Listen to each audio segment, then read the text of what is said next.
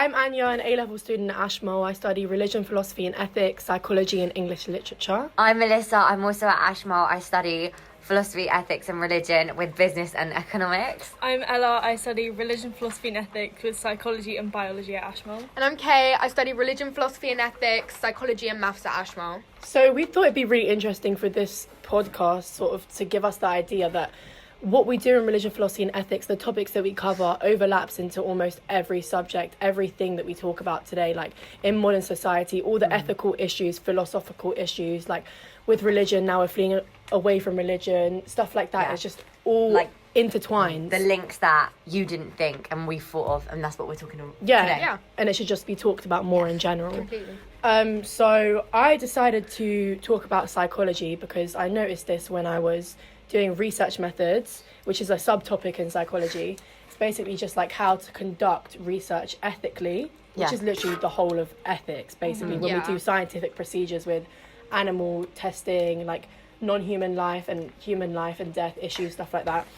And so we did a subtopic called ethical issues, and it included stuff like protection from harm, informed consent, privacy.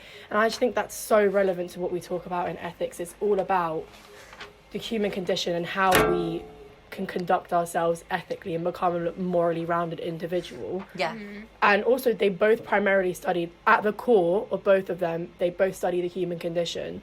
So one, psychology is basically why we act the way we act, why the human condition is what it is, and philosophy is like what we do with ourselves, how we conduct ourselves, how we got here, how we got here, like just asking those big questions and attempting to answer them and like providing solutions and different perspectives. I feel like they're really like similar processes, just different outcomes, like slightly different. Like psychology is like more scientific based, research based, providing like rational answers. Philosophy is more thinking outside the box, if you know what I mean.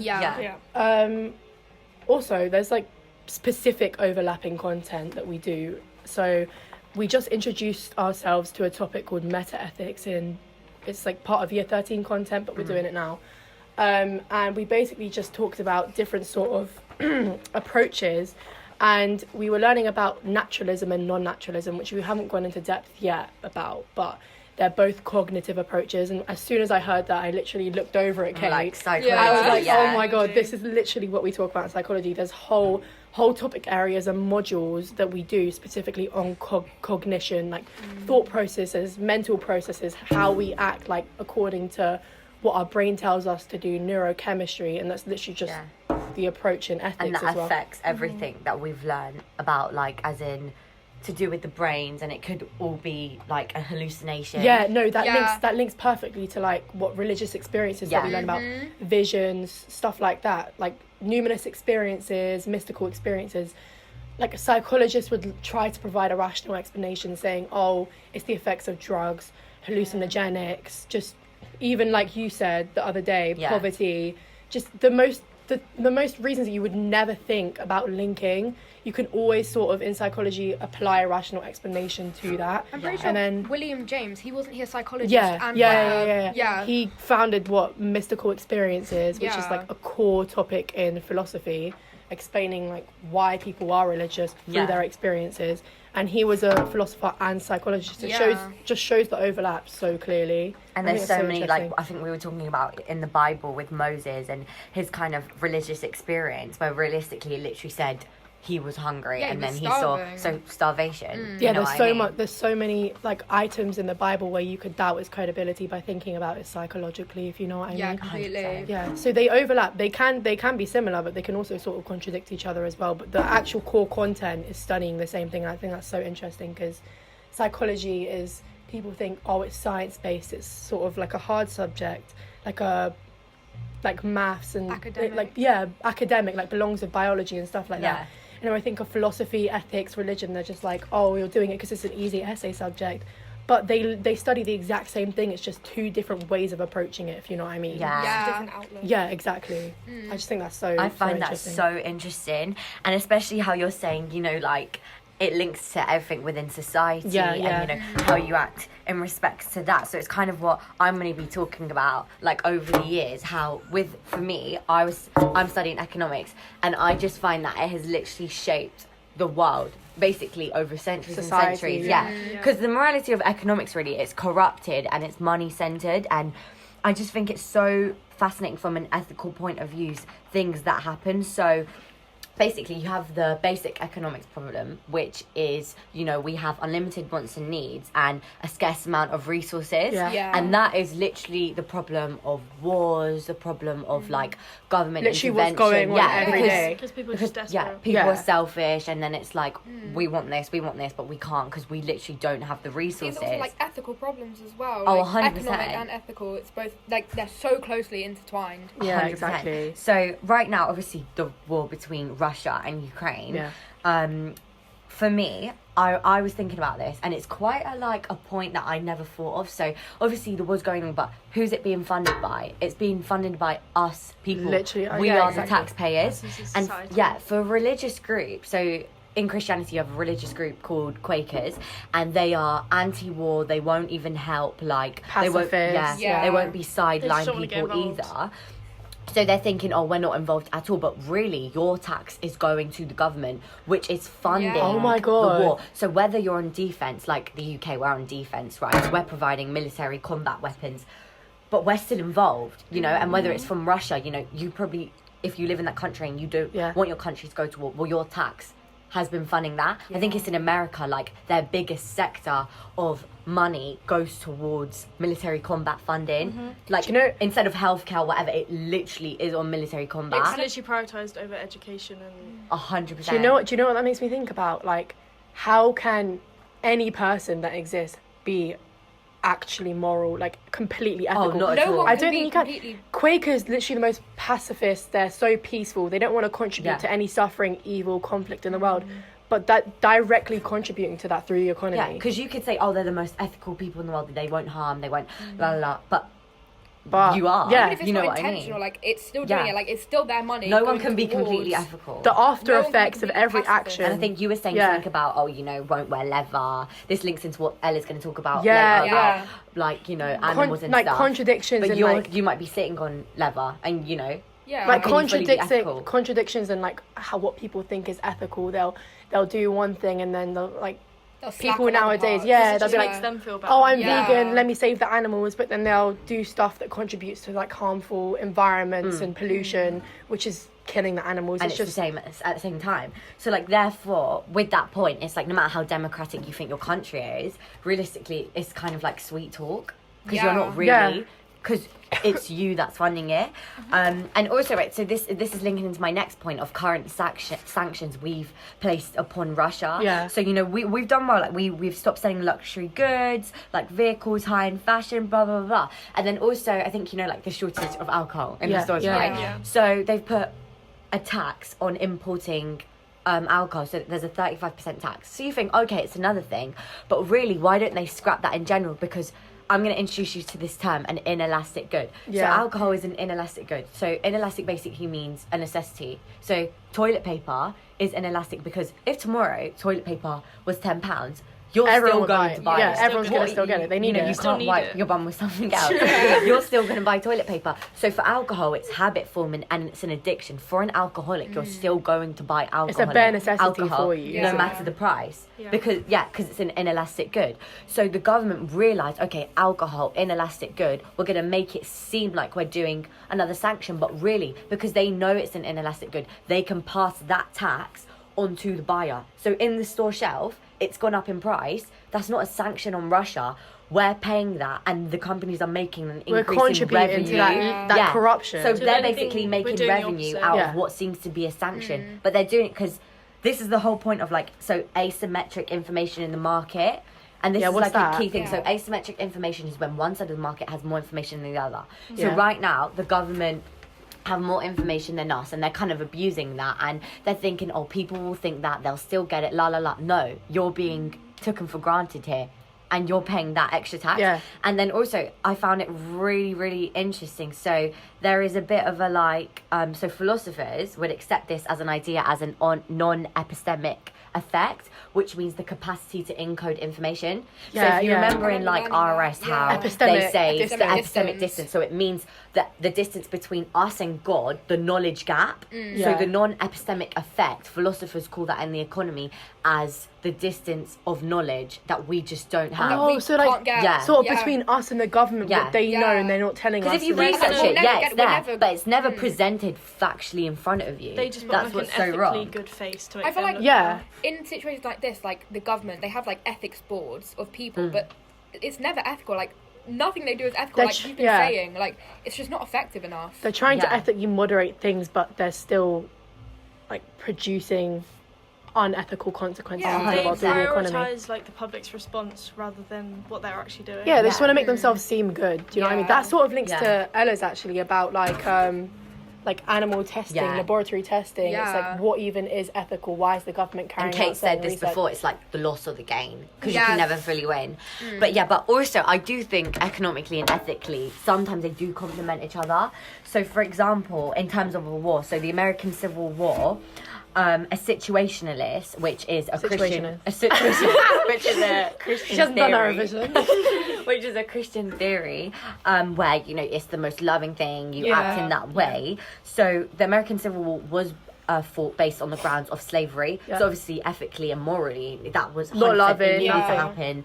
It had to happen, and economically, in the short run, it cost them £22.9 billion.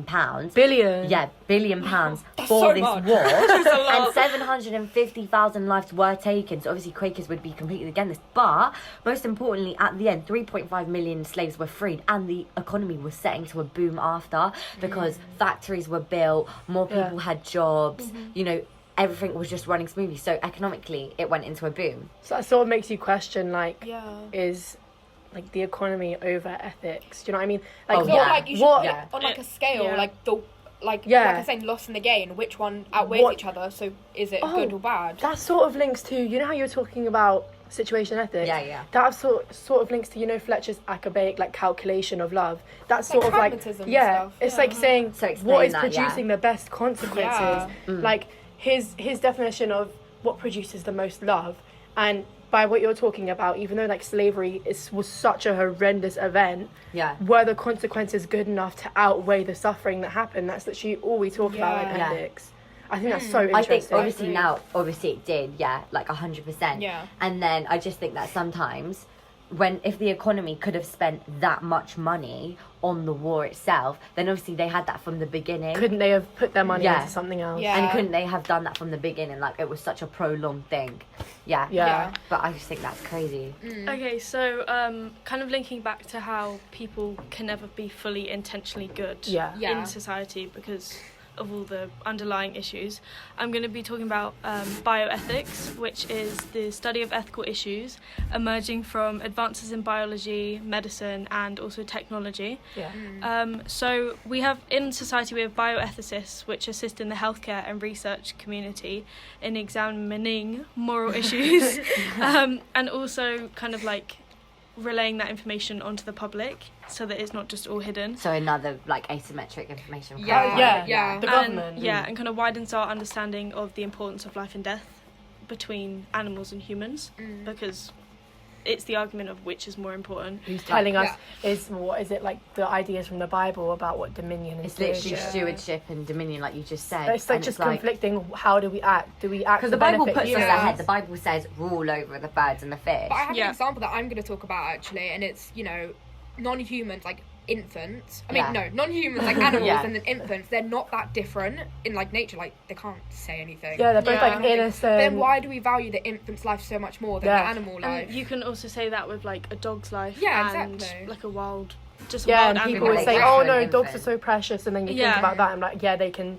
die. They're vicious, but they have But the same nature. psychologically they Yeah. are we the give them same. human emotion, so we feel like more connected to them, like dogs. Yeah. You don't give that to rats, which is why we feel like you can test okay on to them. animal test. Exactly, on no, them. Yeah. exactly. Cognition. That's literally psychology as well. Like, we think the exact same way. So why should we prioritize like pigs and dolphins? They're so they're smarter than humans. They are smart. I think they have smart. like 30% brain capacity. Yeah. They have like 15. When you think about that, why are we prioritizing human life over there? Yeah. And I think there's obviously the argument of a lot of people would say human life comes before everything else. Yeah. Especially if you followed the Dominion kind of perspective.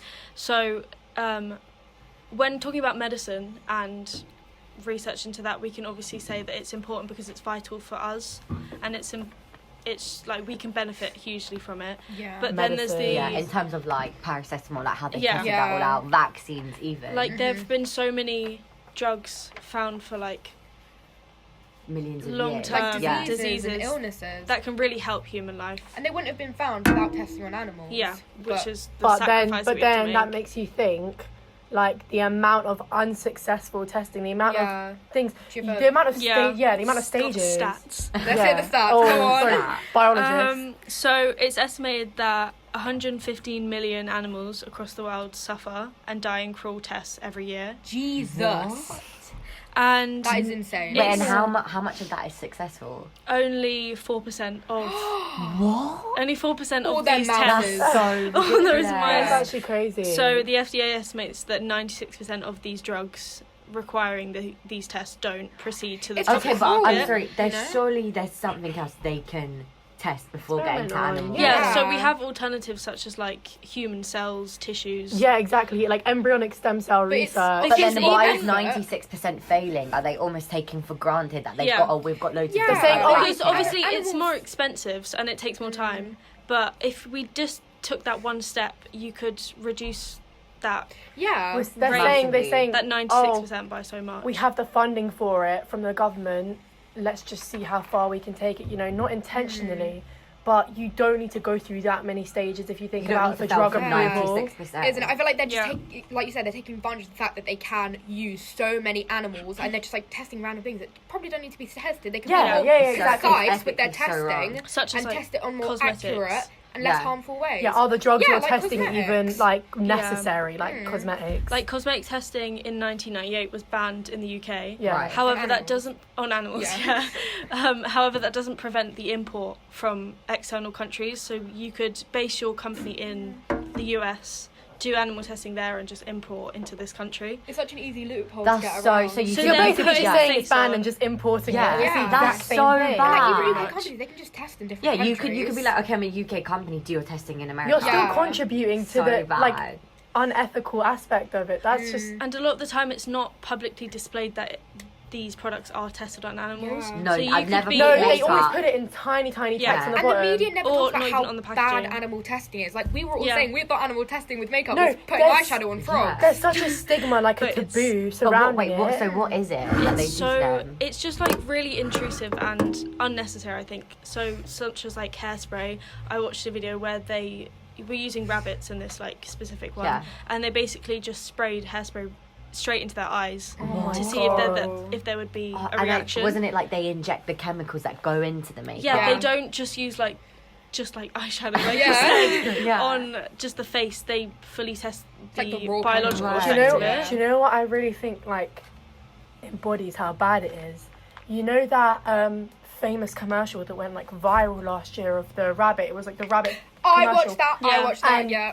Like the exhaustion that the rabbit went through, that opened my eyes because that made me realize, wait, animal testing isn't what I think it is, and that's why I don't think society cares about it enough. Because I can't lie, Yeah. for me, like when I buy makeup, if I see not tested on animals, okay, yeah, it's a little like, oh, but I've don't never think- gone there and been Yeah. like, I'm not gonna buy that because you know. Yeah. Like I'll buy my and L'Oreal it's- mascara. Yeah, Do you know like what I you mean? said, Yeah. it's Yeah. a selfish reason. Yeah, but, like, exactly. I just don't think people think about it. And I think people higher up in the economy would argue that most brands that are successful are because they spend less money on the ethics side of it and more on Yeah, it's just cheap marketing. labour. Yeah. However, big brands such as Lush publicly display that they don't test on animals. And they're doing I love amazing. And Lush. they are so popular, like they are I think, mainstream Yeah, I think brands. it's just hard for like, you know, like small businesses nowadays. Yeah. Like it's just too Yeah, expensive there's a to go stigma. through that. Yeah, because Lush have the brand, they can afford to put that higher price. But I think at first when I saw they were coming out with the line, it must have been like like 5 years ago, I think you have the like it's probably really bad Yeah, it's not quality. really good. People There's just like a think, stigma. oh, yeah, exactly. Like with If the, they're like, not testing on natural animals, ingredients. then it's Yeah, probably yeah. like leaves or something. I have another mud on my stat mouth. for Yeah, you all. Between 2015 and 2019, more than 300,000 animals were subjected to these tests without any kind of pain relief. So they're Seriously? God. quite literally. So just inject them with Yeah, but okay, no- if you're in a They're lab not though, seen as can you not hum- hear? If they're you're not giving them pain relief, wouldn't it just be a whole day of testing and hearing animals in pain? Also, How animals can you live do after a job like that? Most animals live after you've tested on them once, so they just do loads and loads of tests on Yeah. them. You Like, know that's torture. and they probably That's- die from the testing. Yeah, but not like immediately. That's actually crazy because my mum literally does that, and that's making me think, what are the... No, she literally does that. Like, guys, no hate. But she's not in the like cosmetic. No. field, though, so She it's- does it for medicines, but it's Yeah. making me think the amount of successful research that they have produced, is it worth the amount of suffering of like I think mice again and it's the small loss animals? in the game. Yeah, exactly. I think for selfish calculus. reasons, we'd all always put humans above. Yeah. I just Yeah. think. But what Kate's going to talk about the infant and the animal. Yeah. In regards to that, if they're going to test on these animals like that, why don't we test on babies like that? Yeah. Yeah, or not test on either of them. Okay, Just no. Let's fine. not test on babies. Just find other reasons. Yeah. I think the biggest kind of part of it, I think the biggest kind of part of it is that it's so undercover, and that it's not Yeah. 100%. it's not public. Publicised. There could be a scientist doing it in their room right Like, now. No one would Melissa, bat if I an eye. asked you your like makeup routine this morning, could you Yeah. tell me what was tested on animals, where No you got way. each thing from, what the ingredients Exactly. were, Elf and people can should see know. that. People should know these things. Like, they look so far into skincare and the ingredients in that, but as soon as you put makeup over the top of it, you don't care what's in it and where it came from. Oh my god, that's actually true. Yeah. Oh my god, let me get this all natural, cruelty-free skincare routine. But then put on like Yeah. Maybelline, L'Oreal, they all test on animals, and it's just like, where is your ethical It's also standpoint? been like glamorized, like, oh, it's animal testing free, like I'm all ethical. Oh yeah, but, let me be all ethical, but let me do Yeah. everything else that contributes to like suffering. But in the world. mainstream, it's just not like that. Yeah, exactly. Yeah. So what I'm going to talk about is obviously how philosophy links to like maths and how they've helped drive each other from the Such an beginning. unexpected But thing. hearing all you guys talk, I feel like parts of mine kind of spill into parts of yours. So you were talking about how like the process is the same, Yeah. but it's got different Yeah, outcomes, yeah. and that I really feel like with this, and obviously Ella, your example about, or the one I gave you, about the baby and Also the the, non-animals. The calculus that I was Yeah. talking about with Mel, like Like the loss in the yeah, game. exactly. That's literally math. Yeah. And I think it's like important to state the obvious that you wouldn't normally think there's any correlation at all. Yeah. Like when I said it, you guys were like, No, how's Kate gonna what's do she that? gonna do with this? No offense. Yeah. Like maths is obviously quantitative, and like philosophy and ethics and all that It's sort qualitative. qualitative. And like they're so different in nature, like just like the nature of the subjects. Yeah. But then I was thinking, why were all the greatest thinkers both mathematicians and philosophers? Such like as? Leibniz, Descartes, Descartes. Yeah. Aristotle. Aristotle, Yeah. So I feel like the biggest link between them is the use of logic to support problem solving, which I see evident in both. Mathematical proof and philosophical argument both use formal logic to reach a conclusion. Yeah. And you can see it in this thing called a syllogism, which just means like two given or assumed premises, and then from that you derive a true conclusion, like therefore you get the conclusion. Yeah. So I'm going to give you one example for each, because Yeah. it sounds really far-fetched, but when you hear it like this, it makes a lot of sense. So in maths, the first premise would be if x equals y, and the second one would be if y equals z, we can derive a true statement that x equals z. Okay. So Yeah, they- so it's all about yeah. those premises that Yeah. reach like a conclusion based on what's true. Yeah, from the based on what's premises, true. yeah.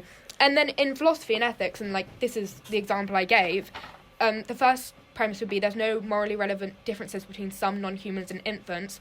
2, infants have direct moral status. So 3, therefore, these non-human animals must have direct moral status.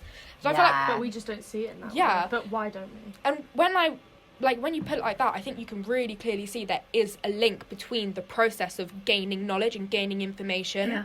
And when I Further when research. I further research, I found a name, Descartes, who I know Yeah. we'd studied before, and he, in his 1637, like really innovative works, la geometry, I know, very French, he found that deduction in his philosophical investigations corresponded to the deductive nature of mathematics. Yeah. So he just basically said the same things.